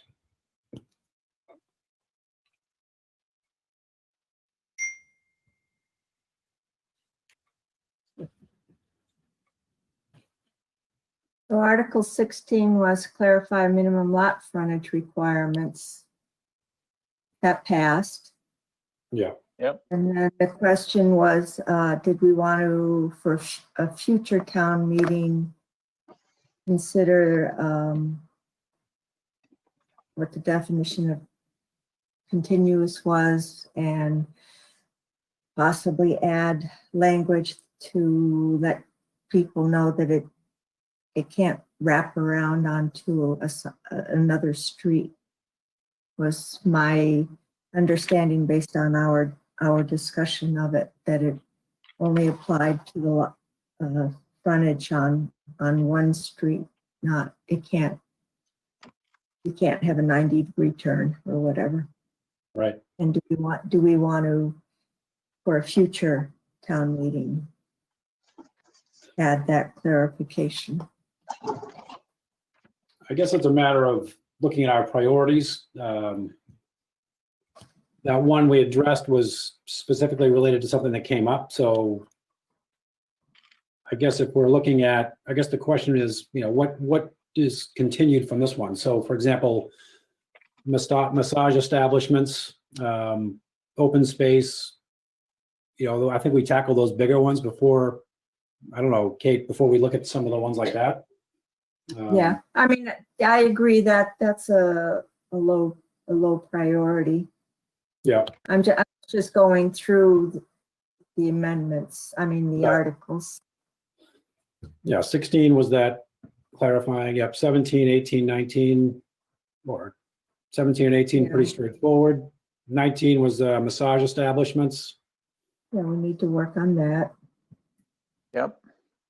Did town council say what the concerns were? With massage? Yeah, why he recommended holding Well, out on- on further investigation, we determined in conversation with town council that massage could be allowed as an accessory use under the umbrella of personal services establishments. And those are things like salons and spas and those types of things. So as it turns out, and to Bob's point during the public hearing when we discussed this item, massage establishments are prohibited as a principal use, or that's how they're defined in our bylaw as principal use. So it turns out that among the 17 or so that we discovered, there are only 4 of them that are currently principal uses that have not been permitted with a use variance from the ZBA. So, the number has been greatly reduced from what we originally thought maybe needed to, would need to be investigated and have potential enforcement action. So it's changed our perspective to some degree. So it seems like the problem, quote unquote, has shrunk And it's a question of whether or not you all want to pursue it to further, I mean, it could, the massage establishment definition and the way it's written in the bylaw could be updated and improved and clarified, but, you know, in terms of projects and things you want to pursue, I don't know where this is going to land for you, but that's sort of where it stands at the moment. All right. Yeah, I I think, guess the one feeling I had on this was we raised it. I think there are some residents now who have concerns. So Mhm. we kind of need to pursue it at some pace. I don't know how fast, but I certainly do. I don't think we should drop it. I think we Okay. do have to have further discussion. It would be interesting to get the ZBA input on this because they're the ones who have had to deal with it, Mhm. and the things that they would like clarification on to make it better. Okay. Yeah, and kind of pursuing that, Kate, along those lines. Also, I think we talked about just understanding, with especially focusing on the 4 that were the principal uses, need to understand a little history of how they've come to be permitted and how did they get overlooked. That's the concern I have, is how do they slip through? So we think, Yeah. we know some of that. So there's, and I can't remember how much of this we discussed before, but there's a lot of cases whereby, as Rebecca mentioned, there could be a salon or other larger establishment. They start by just taking a single room out of that facility and use it part-time for massage therapy. And so with cases like that, there might not even be a sign permit issued, and there might not be any awareness of it until some, who knows, future date. And so that has happened in, I don't know how many, but in quite a few of those establishments where it didn't start out as a principle, it wasn't even Right. very measurable, and then it kind of grew as it became successful. And then suddenly, when you're aware of it, it's now a quarter of the establishment. So yeah, I just think that there's you know, people now hear this number of 17. It'd be nice to be able to quantify, listen, 4 of those it's the primary use. They have permits, or 3 is awaiting a permit. The other ones are accessory uses in gyms, 7 are gyms, 2 are salons, or whatever it is. Just to be able to have some sort of closure to it, almost. Okay, would well, agree I have some of that information here. Do you want me just to read it out to you? Would that be Yeah, useful, or do you want to do it at a different time? Yeah, I'm just thinking if we can, I kind of agree with Bob that, we pushed the ball on this one a little bit and said, okay, we'll revisit it in committee. Mm-hmm. So now that we've kind of determined it's less an issue than we initially thought, it would be nice to be able to tie it up, and whether that Okay. means going to the town meeting with a minor change to the massage establishment bylaw, and being able to say, this is how we got here. There are this many in town. They're, for whatever reason, this is what they're doing. It'd be nice to be able to have the facts there. Okay, so at this review of a massageist, Dylan, do you want to say something? No, go ahead. I was going to say, do we want to do it tonight or just put it in the next Well, packet as information? My comment was going to be, I'm happy to revisit the subject since the board has the appetite to persist with this, and I'm fine with that. It would be good, Rebecca, if there's information to get that in a packet where we can actually read it and consider that, and then have an organized conversation instead of just kind of firing from the hip, after you read out some content. I'm not trying to be difficult. I just think it would be helpful to be able to read it and review it in our standard that's fine. process. Okay. Yeah, that's fine. No, I agree with Dylan. I guess one question I had was, with respect to salons and with respect to all the businesses that, whether it's the principal use or the auxiliary use, is it true that the Board of Health has some purview over each of these businesses? Do they have to go through Board of Health reviews? Are there permits from Board of Health involved? There are not Board of Health reviews for massage. Board of Health, they have to be licensed through the state. And there are inspections that happen at the state level. There are, a couple state inspectors. But Board of Health is not required to do an inspection of a massage establishment or massage use. And in terms of, I don't believe Board of Health does anything for salons aside from any sort of septic water use review. I guess where I was going with this, I was kind of trying to think of if there's some, I want to understand what the engagement is with the town authorities for these businesses that started with it as a partial use before it went to being the principal. Just to make it aware through some of the notifications and the information packets we provide to these businesses that they need to understand that there are certain things that if they advance, such as the massage becoming a principal use, they're going to be subject to a different form of review. I'm just looking at ways of kind of learning the lesson of how we got here and how do we prevent it from happening in the future. That's why I was asking. Okay, well, I can look into that and see where these sorts of things, what the process is through different departments in town, see where they go. That'd be good. That'd be helpful. I mean, obviously it seems much less of a concern than it was a month ago. So as we get all more information we have, the better, just to be able to kind of have some closure hopefully on it. Okay. Let's see, anything else that continued on? I mean, obviously the drive-through. Well, 20, before so get you to were that, on, yeah, you were on 19 and then Article 20 passed, right? And the growth management will get removed.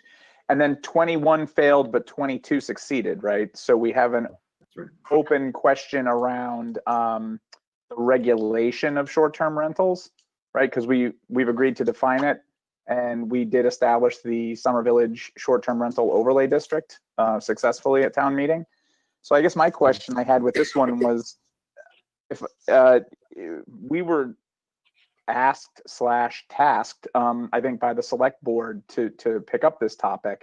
So, I mean, I don't know what the rest of the board feels like, but I feel like at this point, I would ask if we could get some feedback from the select board on whether they would like us to continue to pursue regulating this. There were some strong voices at town meeting that seemed to feel like that was perhaps an infringement on, property owners' rights. Well, in my opinion, so town meeting basically shut down anyone who wants the ability to do short-term rentals. There's no avenue for them to get approval for it. Correct me if I'm wrong, but I think that's the way town meeting left it. They didn't like the way they were going to allow them to have short-term rentals, so they just shut the whole thing down. So at this point, there are no viable ways to have a short-term rental in town, except for Summer Village. Right. Is that correct, Jeff? Right, so we're kind of stuck with the status quo in that except we're actually in a much better place because, as you mentioned, it's now defined, so we don't have to do that initial dance of it is what it is, and then Summer Village is off the hook. But they would still need a public hearing process, only now they would need a use variance, which is a much worse process than a special permit. So ironically, they would still have to go through that, prying process in their mind, but now they have worse criteria and it's much more difficult. So I guess, which is So, I mean, kind of a paradox because of. So I think that we've. I'm sorry, Bob. I thought the majority of the people we heard talking to it wanted a process that was easier, and instead, because of the way we accomplished it, they're left with a more difficult road to provide these rights to property owners. Correct. So, in my opinion, I think that it really should be then an initiative of somebody who wants less restriction on these, because we were asked by the Board of Selectmen to come up with some type of regulation on this, and we have, although it's not something that I would have agreed to, but it's there. And I think that if folks want to have short-term rentals, like in Airbnb things, they're going to have to come up with an idea on how to go about doing it. I mean, town meeting spoke; they don't want it. I agree. So I Kate, got the opposite. See, I got the opposite. I got the sense from the people who got up and spoke and such that they feel, they think that they currently have the right to rent out a room to somebody. And they didn't like that it was being regulated and that now they would have to pay taxes on the money that they get. Yep. That's what the people said. They said everybody should be allowed to rent out a room or two if they have the need to do so, that the town shouldn't be butting in on it. So I got the entirely opposite sense from what you got, Mike. Well, I don't disagree with that, Kate. I think it was a small number of people who stood up and said that, but I think Jeff made it very clear that they don't have the right to do it now, prior to Correct. town meeting. And I think it was absolutely abundantly clear of that. And like I said, while I don't necessarily agree with the outcome, I think we did what we were supposed to do, what was asked of us. And if citizens do want to have the ability to do that, then they can, request it and come before us, and we can then open it up again. But I think that we've done what we've been asked to do. And it's entirely frustrating now. I've been at town meeting for years, but seeing all the work that staff went into, and then we held open hearings on this, and nobody attended, very few people attended or apparently listened to, and then just shot it down at town meeting. So I don't want to say anything else. That's the way things usually are. and I wasn't there, so I don't have a feel for the way the conversation went. So, I mean, Well, Jeff pointed out, I think, in his opening comments that, or maybe this was part of our discussion, but any, use that's not explicitly allowed is essentially prohibited. I think they missed that part. And since it's not explicitly allowed now, you don't have the right to do it. I just think people, because it's not in the zoning bylaws, feel like, oh, great, it's not written down, I can do it, when that's not the case. yeah, it's the opposite. Exactly. That's the sense that I got. Right. I So think the other part here is, I think we were hurt because, and this is going to go into the future, because of the lack of visuals, didn't have a presentation up there where we could have taken sound bites and really had some of those words to say what, we just paraphrased what Jeff said. I think it was harder for people to retain what they were hearing. And so even though we were clear in what we presented, not everything necessarily resonated as the different points were made. And it would have been nice to be able to keep up on the screen certain snippets so that as we had this discussion and debate, you were reminding folks of what the facts were instead of what some of the misinformation or misinterpretations were by the different speakers asking questions. So it sounds it's worth it for all of us to revisit this for Springtown meeting. Agree, and I think this is one that we should be revisiting with the Board of Selectmen. I really think we really should have almost a joint boards discussion with them on this one and what they feel they would like to see us going forward. I agree, because And why they're the they ones. sent it to us. Yeah, they're the ones who brought it to us in the first place, right? So I think, either it comes through a citizen like Mike suggested, or it goes back to the selectmen to see if they're happy with where it is now, I guess, Jeff. yeah, I mean, And I was naively going to suggest that maybe the board say, well, unless you receive further direction from the select board, you're done. Yeah. I would agree with that, because I think they got indirectly what they wanted. Right, I have to agree. That's why I think, like I said, to Mike's point, someone who disagrees will bring it up, or if the select board disagree, they can, revisit it as well. Agreed. Right.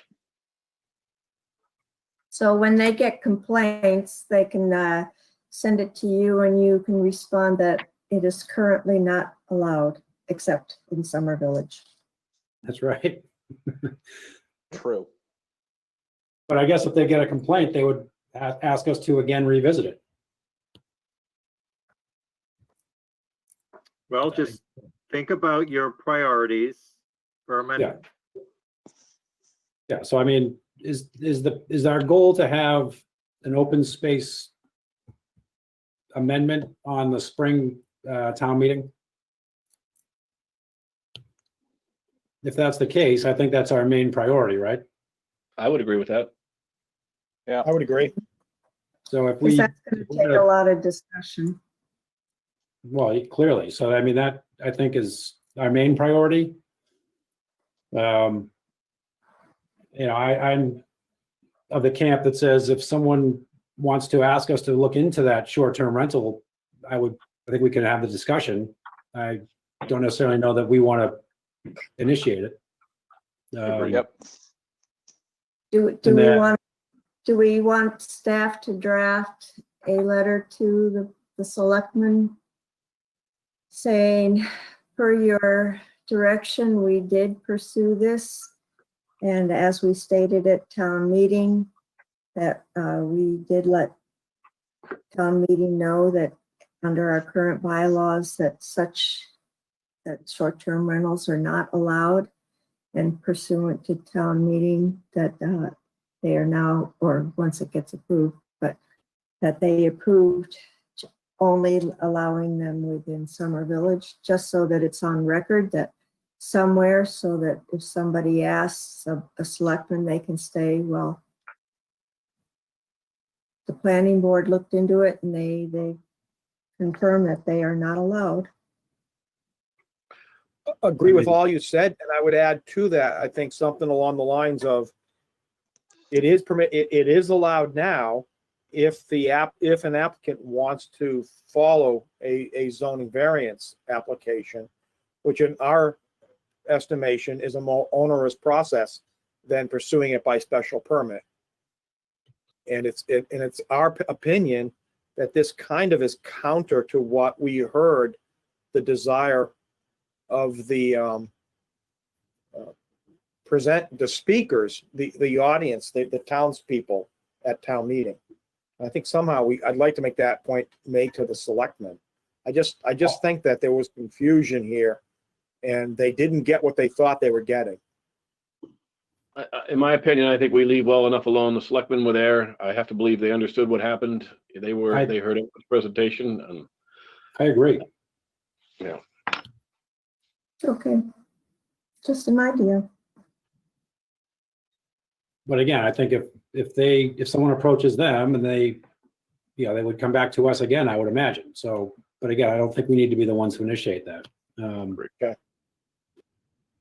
And then if we go down to 23, so the drive-through restaurants was not allowed. Correct. I We're personally never would going to say, get by this. no, I would personally say I'd rather wait and not do that in the spring. I mean, I would wait 2 years or a couple of years and bring it back. But I know, Bob, you kind of led this one. So what's your thought on that one? Yeah, I guess I'd like to hear, you'd have to have a groundswell of support that was different than what we had. Right.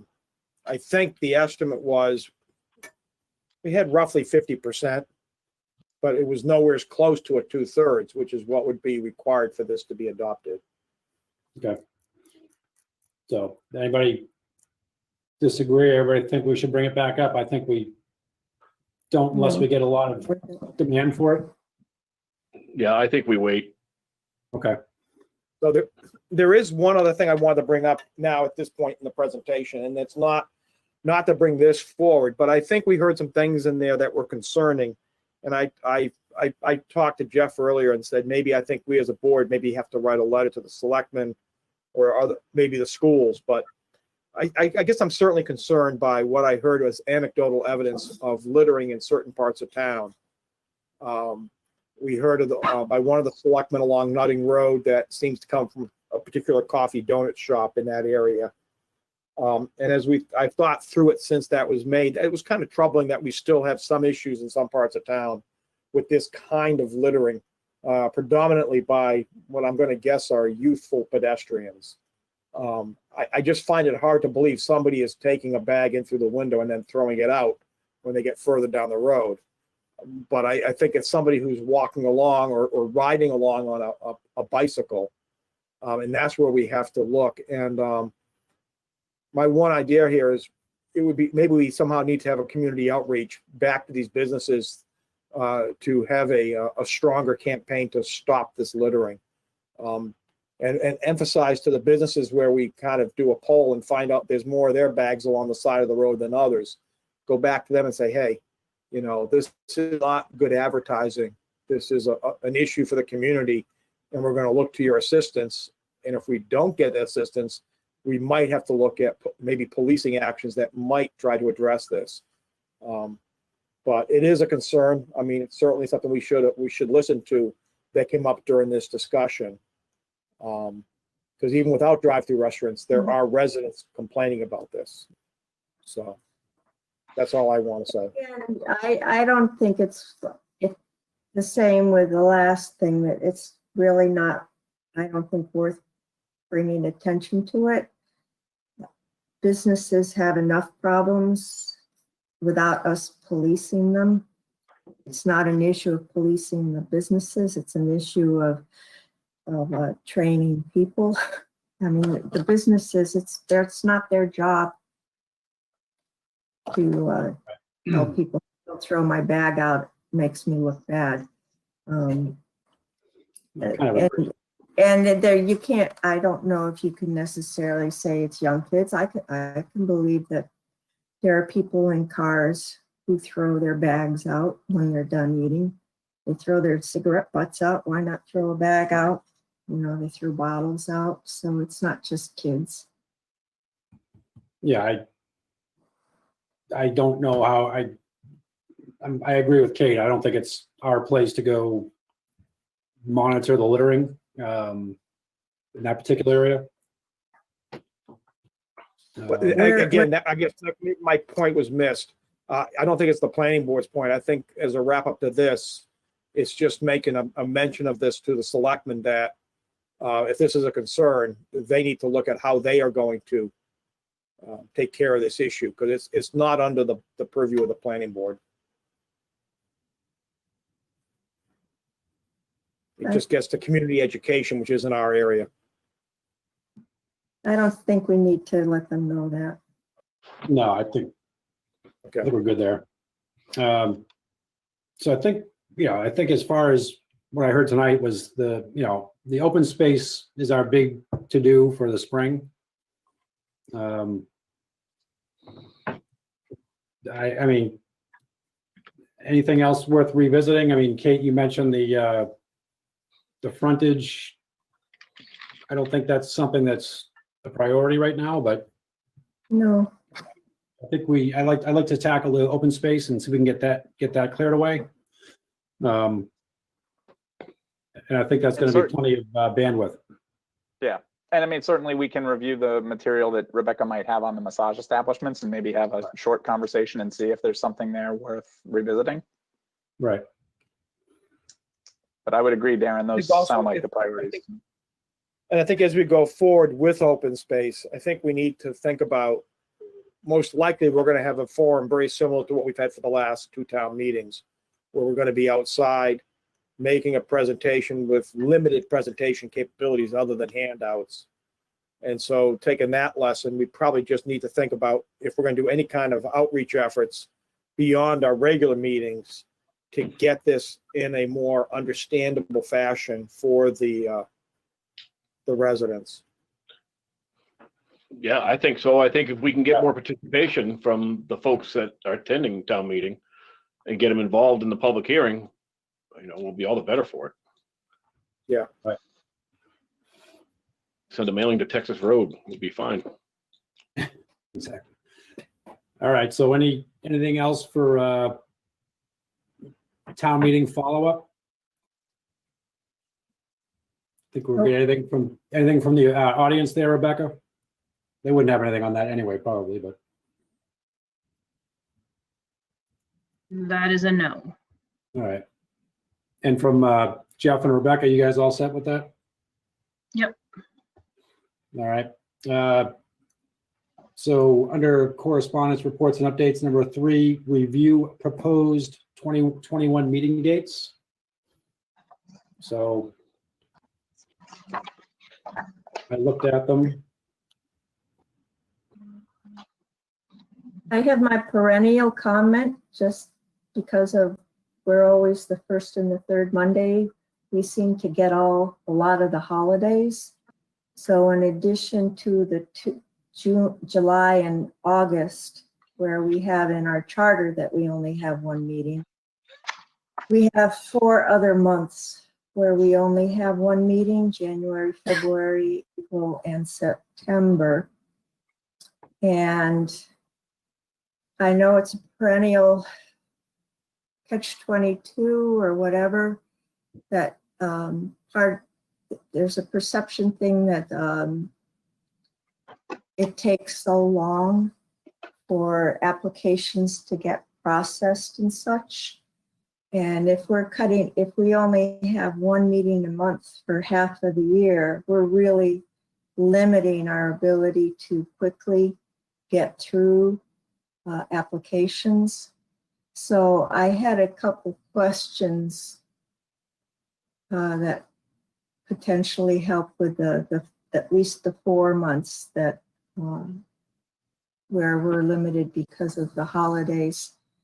So I was just wondering, one idea would be, is it possible in those 4 months to switch to like a second and fourth Monday?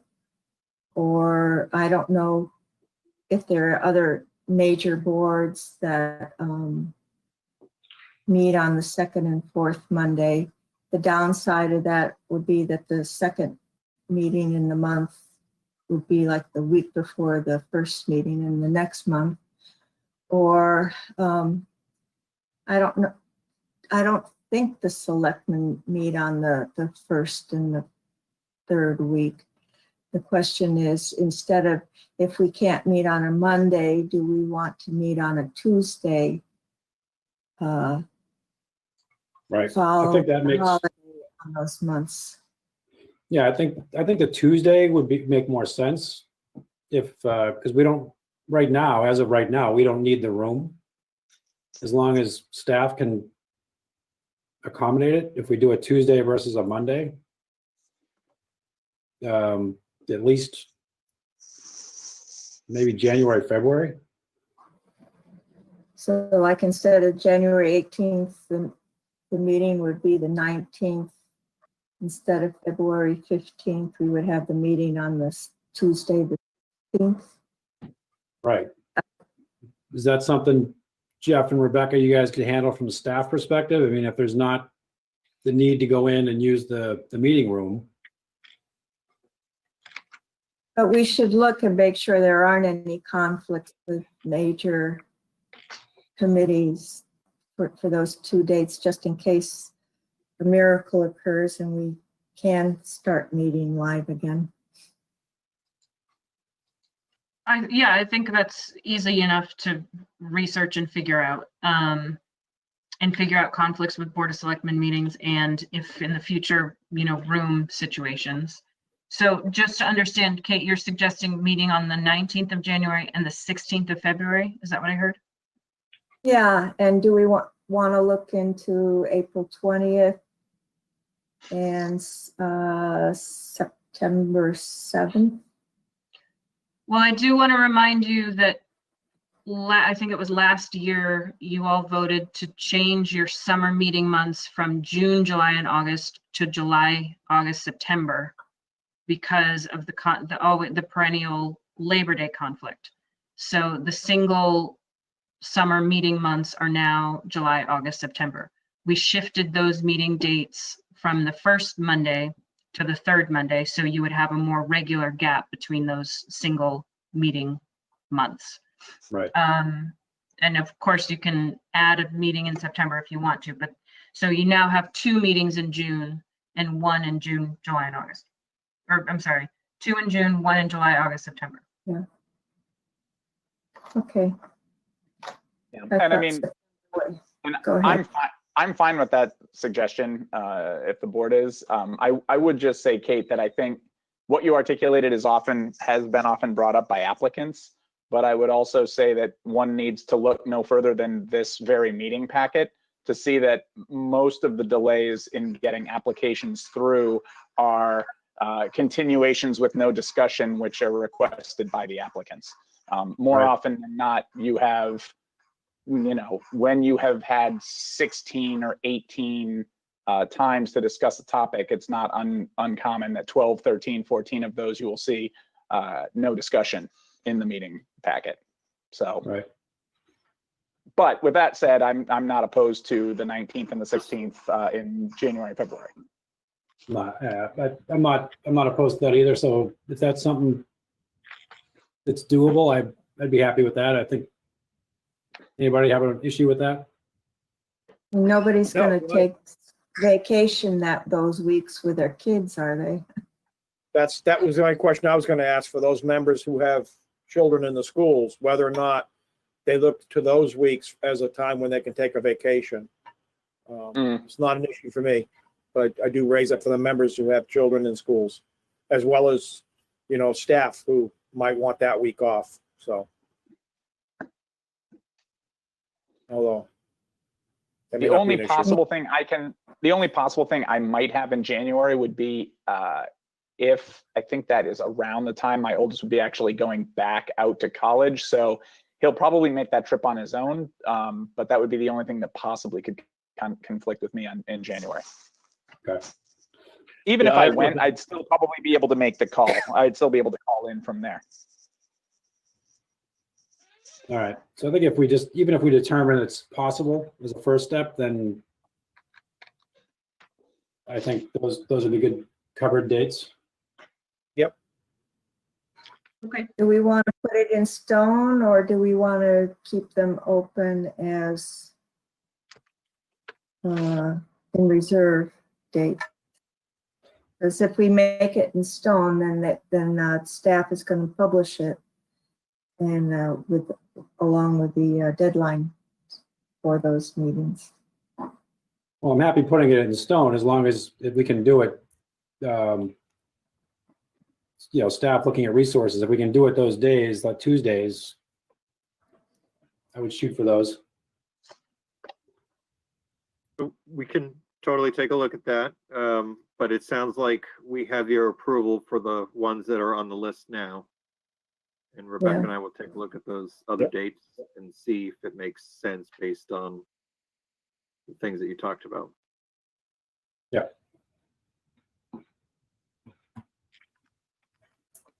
All right. All right, and let's look at, everybody all set with those? Yep. Continue on to the meeting minutes. We have minutes from the October 5th, 2020 meeting. Is there a motion to approve? So moved. Second. Is there a second? All right, motion and a second. Any discussion on the minutes from the October 5th meeting? Bob? Go ahead, Bob. Dylan? I'm good. Nope, they looked good to me. Okay. I had some questions. So packet page is 64, I think, and it's page 5 of 10 for the minutes. Line 231, 232. It says O'Connor questioned the need for the overflow pipe and suggested the applicant provide a proposal without the pipe and with the sidewalk project continuing to Depot Street. And I thought his comment was that if the applicant felt they didn't want to put it in, then they were welcome to submit a plan without it. But I don't think he questioned the need for the overflow pipe. He just said, that's the way you guys decided to go. But if you don't want to go that way now, submit a plan without the pipe. But Dylan, if you remember differently. I recall, well, I think I may have actually asked a question of Paul at that point and asked if it was required that they needed the overflow pipe to put that subdivision in, is how I recall it. It's funny, Kate, those were the two lines that stuck out to me. And as I read it, I'm like, I think it's close enough to the spirit of what was going on in the meeting, where I was sort of, I don't know if I was questioning the applicant so much. I think I asked the question of Paul. Why don't we put that in? O'Connor asked engineering staff about the need for the overflow pipe. That's fine. And did you suggest the applicant provide one out? I did. without Well, the pipe? I believe I did say if it's not required, you know, like submit an application without it, because the applicant was in that case Yeah. saying that was Yeah. a hardship and a betterment. And I said, well, you know, then submit a plan without it if it's going to save you that much money and it's not required, and go ahead and Yeah. give us It's more a- like you submitted, the applicant has the option to provide a Right. proposal without the pipe.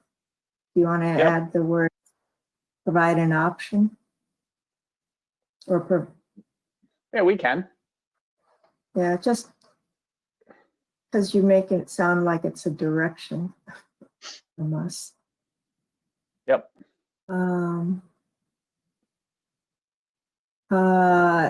on the next page, line 267, I think this paragraph has two thoughts in it, because the first part mentions Schaffer and his comments about the site visit to Hartford Road. And then the sentence that starts on 267 has the word she. And so I'm thinking that might have been when I was asking them about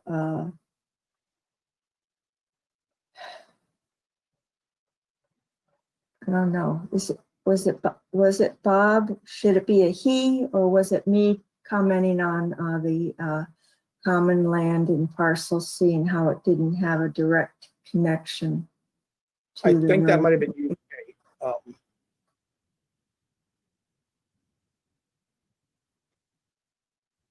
Yeah, so it's almost like a separate thought that Hollister requested that the applicant in engineering.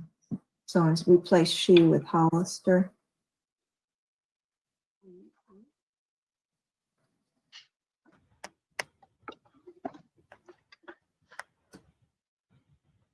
And I had a question on lines 27, 278, 79. I'm trying to think, it had to do with the trail.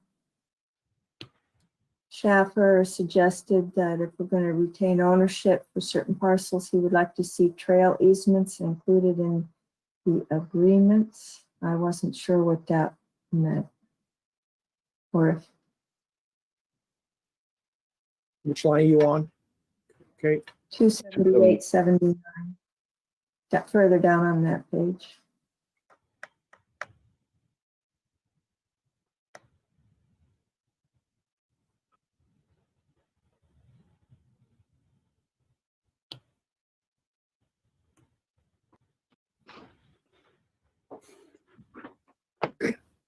Oh, I I didn't think know by agreements.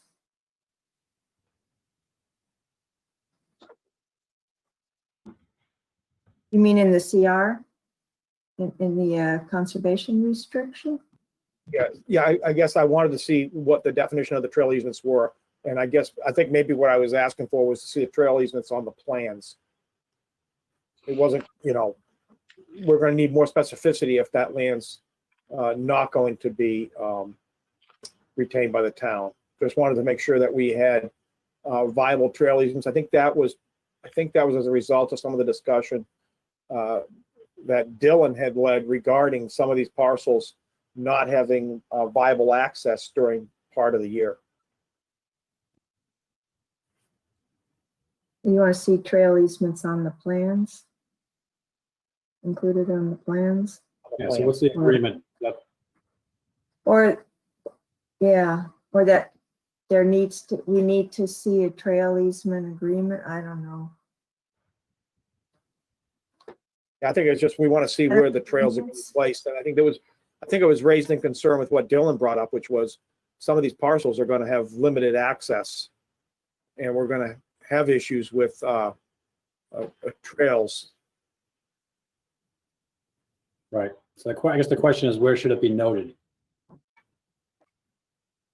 I think just if Is we that language include it in the sufficient? plans instead of agreements on line 279. Yeah, it's fine. All right, anything else, Kate? Next page, line 305, and Dylan, I'm not picking on you, but I don't recall you suggesting a separate general business item for the board in an upcoming agenda to review open space and flexible development sections. I know you asked to get town council's opinion, because then later in the meeting, I was the one who suggested the general business in an upcoming agenda. Which you think I did as recall. well. I stand corrected. Yeah. I So- agree. Line 305 should be Hollister. Well, no, I think it should just be O'Connor, then delete a lot of stuff and say, requested opinion from town council to get their interpretation of the intent.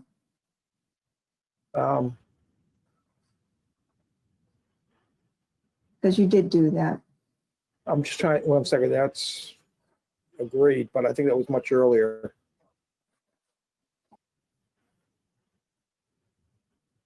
Yeah, So that's the only place in the minutes where I see that he requested town council opinion. Line 283 and 284. Oh, well, okay, yeah, okay. So we could get rid of 305 to 307.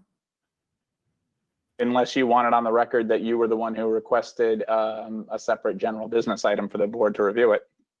I think Kate did request That that, but it comes was. later. Yeah, because I returned to the meeting on Yeah. line 318. So, That comes on fair enough. page 8. It would have been later. Page- Yeah.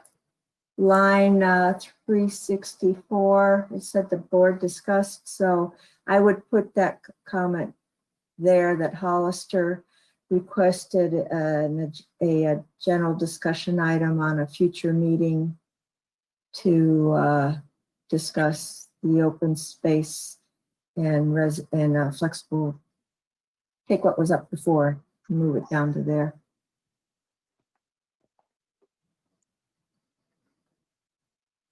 That Hollister requested a separate general business item for the board in an upcoming agenda to fully review open space and flexible development sections of the bylaws.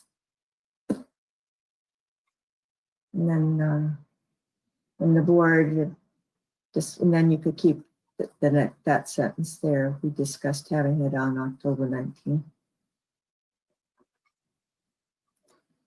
That's what I had. All right, This one. Mike, anything? No, it's fine to me. Dylan, I think you said you're all right, right? All good. All right, I had one back on page 4. Line 188. So down the bottom. It's the last sentence. It says, further, on those lots where there is a stormwater concern, that the board require those lot owners to show how any future plans to clear trees would increase stormwater runoff. I would say not increase. Yeah. We don't want people showing us how they're going to promote increased runoff. agree. Yep.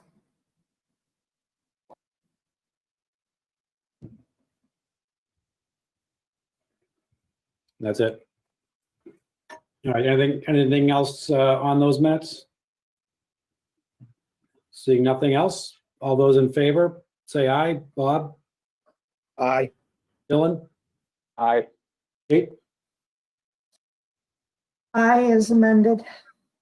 Yep, and Mike, Aye. I say aye. Thank you, and then next item is the October 18th minutes from the special meeting prior to the town meeting. Is there a motion to approve? So moved. Second. Second. All right, motion and a second. Any comments? Bob? Nope, I think it looks good. It's succinct and captures everything we did. All right, Dylan? Agreed. Cool. Kate? Fine with me. Yes. All right, Mike? I'm good with them.